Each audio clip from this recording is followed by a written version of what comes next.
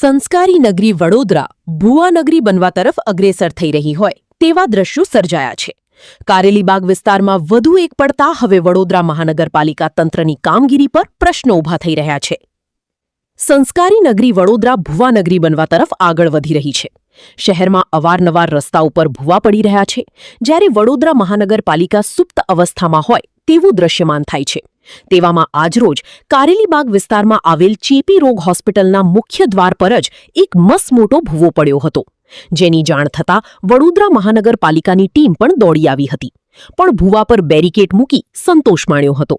ત્યારે સામાજિક કાર્યકર અતુલ ગામેચી એ વડોદરા મહાનગરપાલિકા તંત્ર પર આકરા પ્રહારો કર્યા હતા અને રોડ રસ્તા બનાવતી સમયે મટીરીયલની ગુણવત્તા નીચલી કક્ષાની હોવાના આક્ષેપ પણ કર્યા હતા।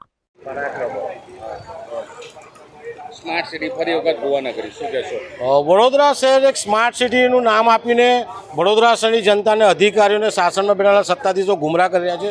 વડોદરા એક ખડોદરા બની ગયું છે। વડોદરા શહેર ભુવા નગરી, સંસ્કારી નગરી, ભુવા નગરી અનેક ઉપનામ જ્યારે મળ્યા છે, ત્યારે આજે નવું જ કારેલીબાગ વિસ્તાર ચેપી રોગના દવાખાનાની બરાબર ગેટ પાસે ભૂવો પડ્યો છે। ભૂવા પડવાના કારણે પાણી લીકેજ, ડ્રેનેજ લીકેજના કારણે ભૂવા પડે છે અને જ્યારે ભૂવા પડતા હોય છે ત્યારે અધિકારી, કોન્ટ્રાક્ટર આ બધાની જે મિલીજુલી ચેન સિસ્ટમ ચાલે છે, ટકાવારી ચાલે છે, ટકાવારીના કારણે વ્યવસ્થિત કામ નથી કરતા, જેના કારણે લીકેજીસ થાય છે। હવે આ લીકેજ થવાના કારણે રોડ પણ ખોદી નાખ્યો છે, રોડની વેલિડિટી પણ અહીંયા પતી ગઈ છે। તો સત્તાધીશો જે નવા આવ્યા છે, મેયર હોય, ચેરમેન, એમને વિનંતી છે કે રોડ પર નીકળો, આખા વડોદરામાં ફરો, ક્યાં ક્યાં આવા સમસ્યા છે, કેમ સમસ્યા છે, કોના કારણે સમસ્યા છે, એની તપાસ કરવામાં આવે અને આવા જે બી અધિકારીઓ છે નિમ્ન કક્ષાનું કામ કરતા હોય, હલકી ગુણવત્તાનું કામ કરતા હોય એવા અધિકારીઓ સામે તરત એક્શન લે એવી અમારી માંગ છે।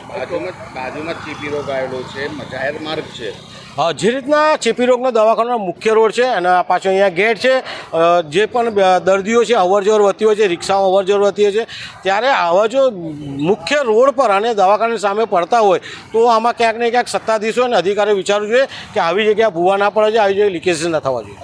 ચોમાસાની સિઝનની પહેલાં જ વડોદરામાં ભૂવા પડે, જે રીતના વડોદરાનું નામ ખડોદરા, વડોદરા સંસ્કારી નગરી, ભૂવા નગરી પડીને વડોદરામાં હજુ ચોમાસું આવ્યું નથી, એ પહેલાં ભૂવો પડે એ ઘણી ગંભીર સમસ્યા છે। વડોદરા શહેરના જે સત્તાધીશો છે 30 વર્ષમાં વડોદરા શહેરને ભુવા નગરી ના પડે, ભુવા પડતા જ રહે છે, પરંતુ આનું કોઈ ચોક્કસ નિરાકરણ લાવતા નથી। નવી નવી મશીનરી લાવે છે, એનો પણ ઉપયોગ કરતા નથી।